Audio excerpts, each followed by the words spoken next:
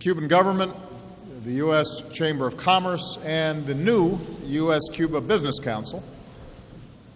I also want to express my appreciation because we are joined on this trip by nearly 40 members of Congress, as well as some of America's top business leaders and innovators who are eager to invest in Cuba and its people.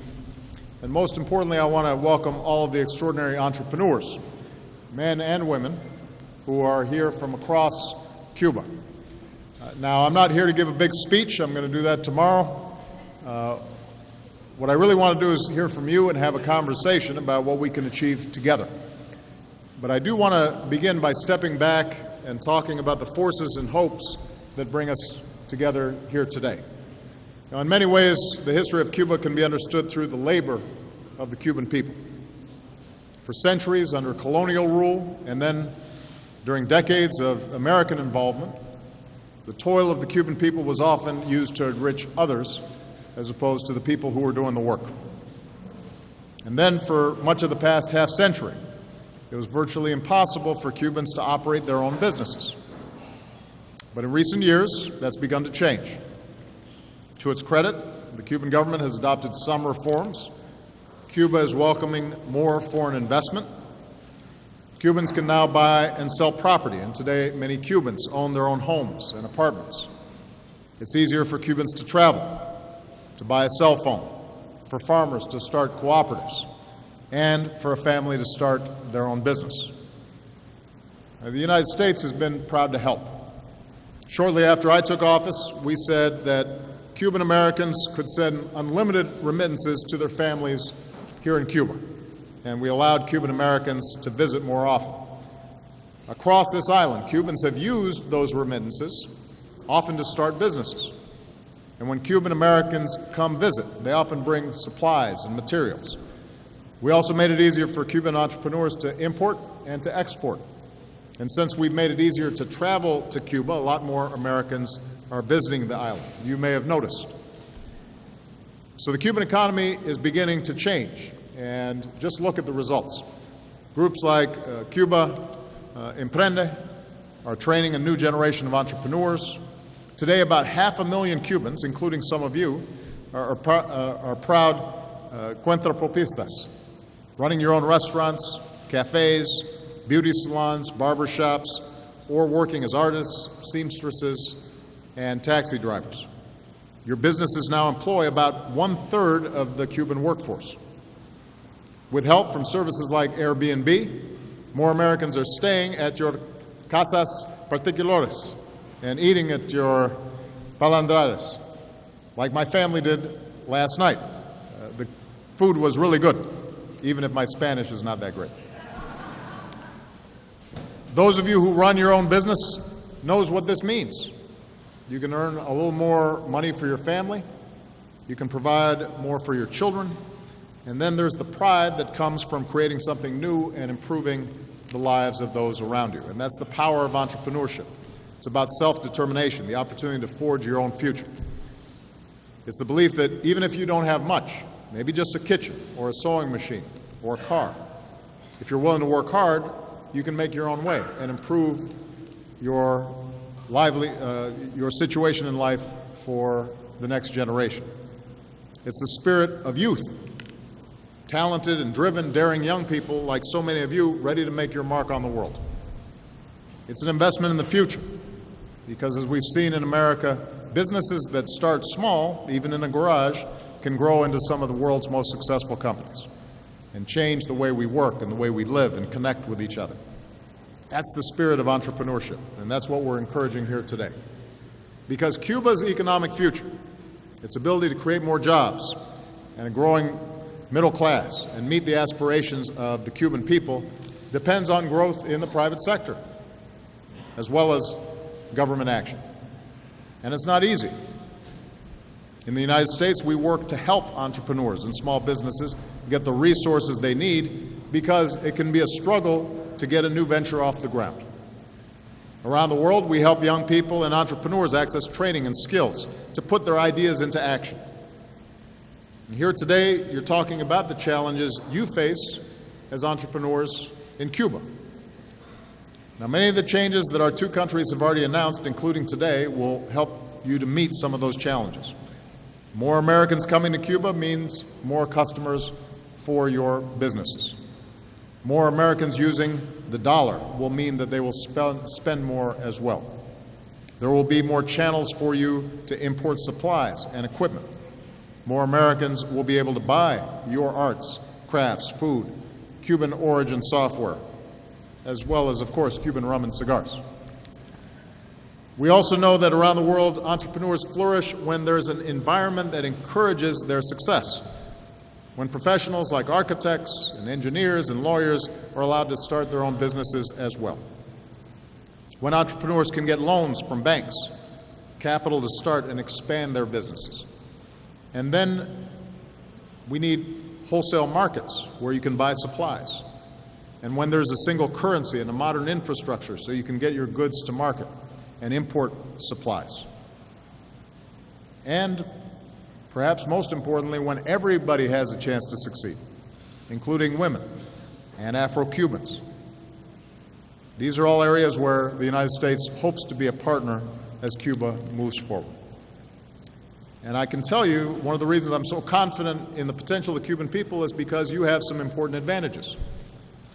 Your commitment to education and very high literacy rates. That gives you an enormous advantage in the 21st century. That's been an investment that has been made here in Cuba. Your ingenuity. Who else could keep Almendrones running all these years? You've got more than 300 million potential American customers and one of the world's most dynamic cities, Miami, right next door.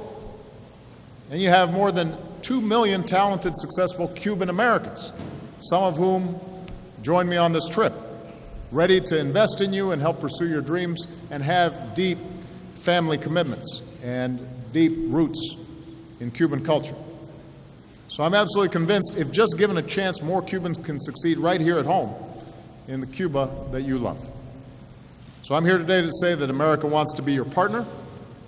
Around this visit, American companies are moving ahead with new commercial deals. GE is going to sell more products here, from aviation to energy technology. Kleber will be the first U.S. company to build a factory here in more than 50 years. They're going to build tractors for Cuban farmers. Starwood will become the first U.S. hotel that operates here in nearly 60 years. And Marriott plans to come as well. And they'll help train Cubans in the hospitality industry. The first Carnival cruise is expected to pull into Havana in May. And I will keep saying it every chance I get. One of the best ways to help the Cuban people succeed and improve their lives would be for the U.S. Congress to lift the embargo once and for all.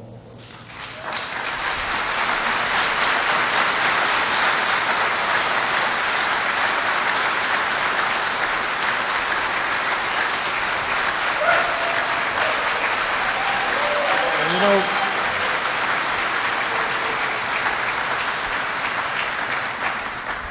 here today, we're doing even more to empower Cuban entrepreneurs. I know you've been networking with each other and potential American partners. Innovators in business like Airbnb's Brian Chesky are sharing the lessons that they've learned.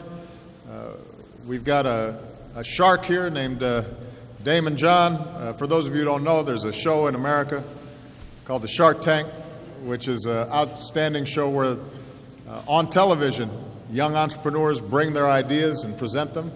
And they try to get some financing right there on the air, and it's a fun show to watch. Julie Hanna supports entrepreneurs all over the world with microfinancing, so give them your best pitch. They just might bite and decide to invest. We're also announcing some new commitments today. As part of our Young Leaders in the Americas initiative, we're going to welcome up to 15 young Cuban entrepreneurs to the United States to help them get the training and skills to grow their own business. For the first time, we'll welcome Cubans to our annual Global Entrepreneurship Summit, which I'll host in Silicon Valley later this year. And later this year, our Small Business Administrator, Maria Contreras-Sweet, who's here today. Where's Maria? There she is. She's going to lead a delegation of business leaders here to promote more entrepreneurship in Cuba. And we also want to help connect more Cuban entrepreneurs to the internet. Some are here today. including Yon Gutierrez, who designed Almesa, an app to connect Cubans to restaurants, and Infomed, connecting doctors and scientists. More Cubans are going online at Wi-Fi hotspots, but still very few Cubans have internet access. Although I just learned that my skit with Panfilo got 2 million hits here in Cuba, so that I think anybody with internet access paid attention here.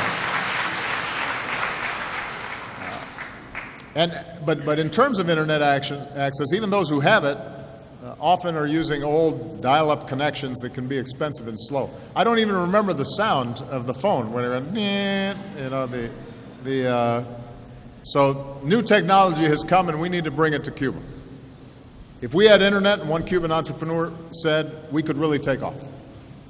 So America wants to help you take off, and Verizon will help deliver direct landline phone connections between Cuba and the United States. Cisco has announced it will help Cuban students develop their IT skills.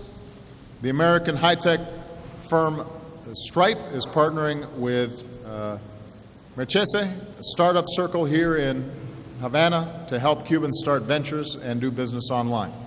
So the bottom line is this: we believe in the Cuban people. We believe in artists like Idiana Del Reo, who designs and illustrates her own goods. 99% Cuban design, she calls it. We believe in merchants like Sandra Lidici Aldama, who says one of the most important things in the Cuban nature is perseverance, optimism, and our capacity to find a solution to any obstacle in the way. We believe in the entrepreneur who said, I think these changes in Cuba, there's no turning back.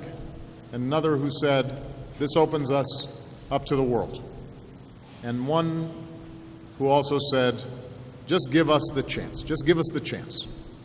Well, as your friend and as your partner, the United States of America wants to help you get that chance. And we're so grateful that we're off to this outstanding start at this event here today. Muchas gracias. Thank you. And as a result, many only hear about Muslims and Islam from the news after an act of terrorism or in distorted media portrayals in TV or film, all of which gives this hugely distorted impression.